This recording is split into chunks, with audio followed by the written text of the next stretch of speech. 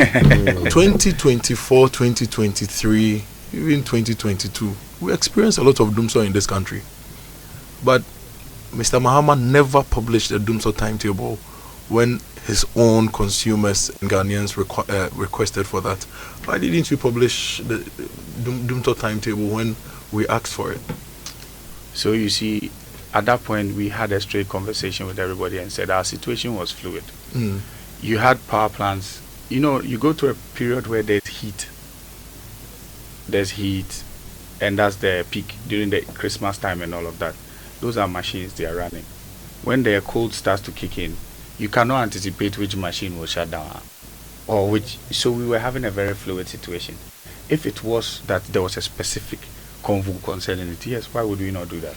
You understand? And then also there were certain jobs that were being done that were critical jobs that we felt that okay, we could do it within this short space of time and close the gap. But you know, if you look at the power generation data between January to June, for example, we were losing about 200-300 megawatts of load, and when you are and losing, that was consistent.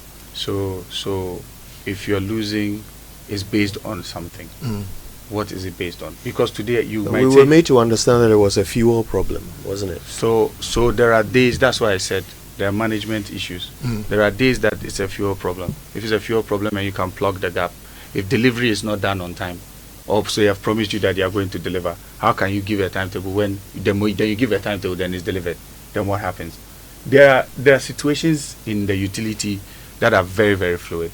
If you make a mistake and you give wrong information out there, it will cost you money in the sense that if the customer is not there to consume or to use the service that you are providing, because don't forget it's metered, and this is something that if it doesn't pass through, you don't make money. Yes, but with all the digital improvements you made to ECG, I feel as fluid as the situation was, you could use these platforms to inform us, because we haven't reached there yet. On the 8th of April last year, for example, you told journalists that we are not shedding any load, so we are not going to publish any load shedding timetable.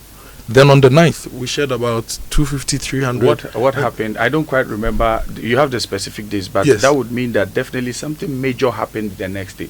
It's either you have a pipeline constraint, but those compressors going down.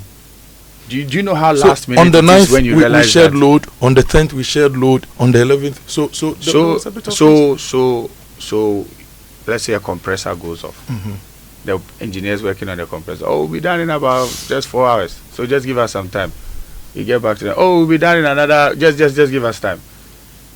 Everybody has how quick, or they don't want to disappoint the system and all of that. So the same way you will beat us, that's the same way we will also beat whoever the engineer is. Let me be very honest with you. The cost of unsold energy is detrimental to ECG. It's in ECG's interest to make sure that there's power running and there's power being given to its customers to make the requisite money. Because we got KPMG wants to do an audit to show us and it's alarming. The cost of unsold energy is huge.